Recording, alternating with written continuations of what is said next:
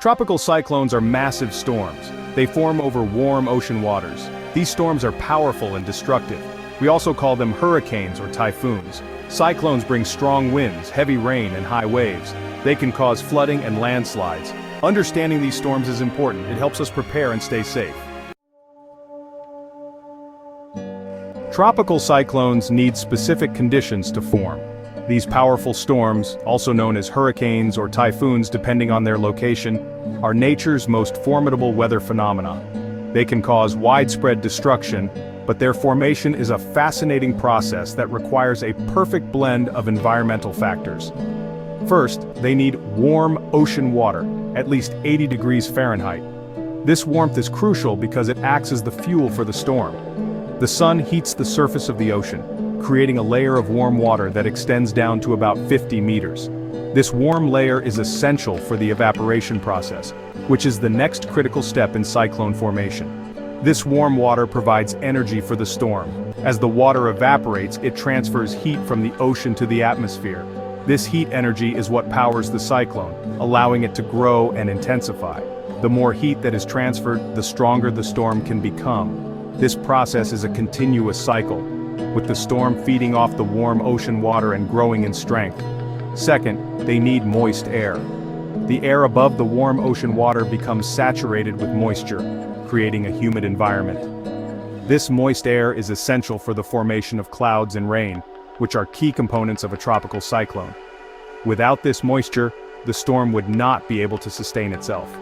The warm ocean water evaporates, providing moisture. As the water vapor rises, it cools and condenses to form clouds. This process releases latent heat, which further fuels the storm.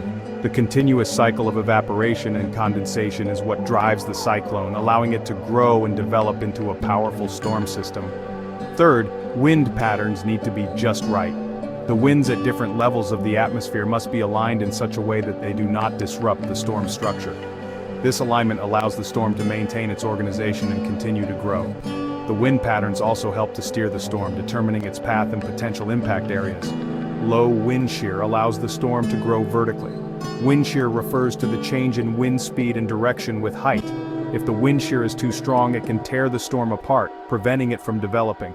However, if the wind shear is low, it allows the storm to build vertically, creating the towering clouds and intense thunderstorms that are characteristic of a tropical cyclone. This vertical growth is crucial for the storm's development and intensification. In summary, the formation of a tropical cyclone is a complex process that requires a delicate balance of warm ocean water, moist air, and favorable wind patterns. When these conditions are met, a powerful storm can develop, capable of causing significant damage and disruption.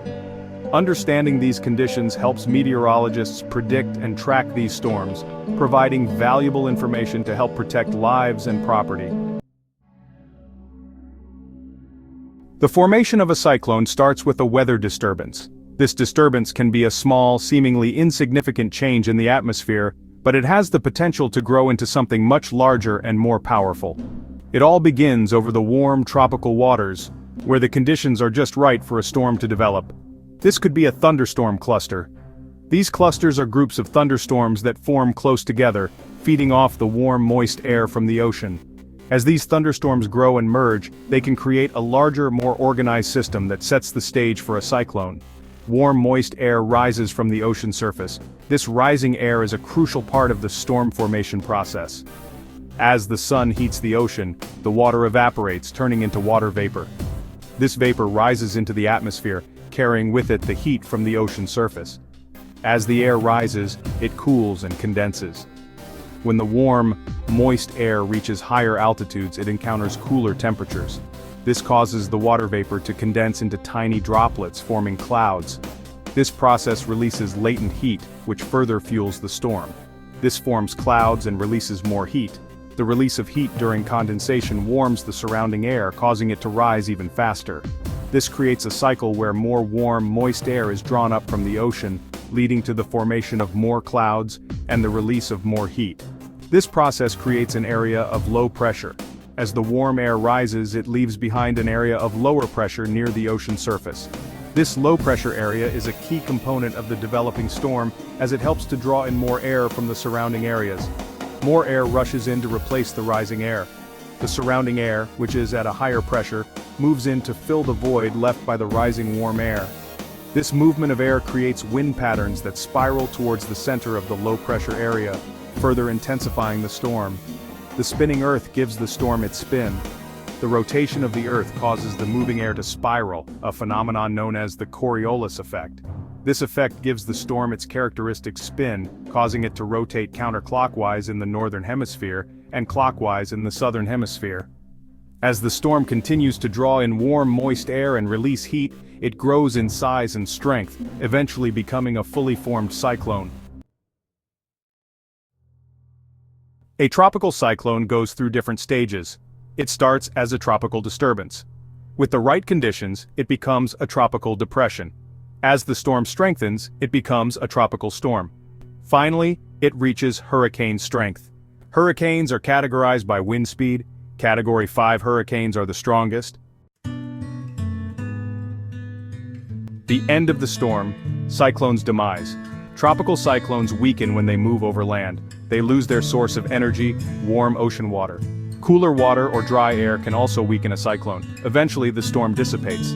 However, it can still bring heavy rain and flooding inland. The power of nature, respecting the cyclone. Tropical cyclones are a powerful reminder of nature's force. They can be incredibly destructive. We must respect their power. Understanding how they form and behave is crucial. This knowledge helps us prepare and mitigate their impact. Predicting the fury, keeping safe. Meteorologists track cyclones carefully. They use satellites, radar, and computer models. This helps them predict the cyclone's path and intensity. These predictions are vital for warnings and evacuations.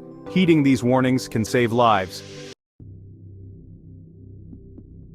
Climate change and cyclones, a growing threat. Climate change is warming our oceans. This could lead to more intense cyclones. Warmer oceans provide more energy for these storms. We need to address climate change. Reducing greenhouse gas emissions is crucial. This can help mitigate the impacts of these powerful storms. Conclusion. Understanding our blue planet. Our planet Earth is a marvel of natural beauty and complex systems. From the vast oceans that cover more than 70% of its surface to the intricate weather patterns that shape our daily lives, there is so much to explore and understand. Tropical cyclones are a fascinating and powerful phenomenon. These massive storm systems, also known as hurricanes or typhoons depending on their location, form over warm ocean waters and can cause widespread destruction. They are a testament to the raw power of nature and the delicate balance of our planet's climate system. They remind us of the complex forces at work on our planet. The formation of a tropical cyclone involves a combination of warm sea surface temperatures, atmospheric moisture, and wind patterns. As these elements come together, they create a powerful vortex that can span hundreds of miles and last for days or even weeks. By understanding these storms, we can better prepare for their fury. Meteorologists use advanced technology such as satellites and computer models to track and predict the paths of tropical cyclones. This information is crucial for emergency response teams and communities in the storm's path, allowing them to take necessary precautions and minimize damage. We can also work towards a future where we live in harmony with our dynamic planet. Sustainable living practices such as reducing carbon emissions and protecting natural habitats can help mitigate the impacts of climate change and reduce the frequency and intensity of extreme weather events. By planting trees in coastal areas, we can create natural barriers that protect against storm surges and erosion. Together, we can build a resilient and sustainable future for generations to come.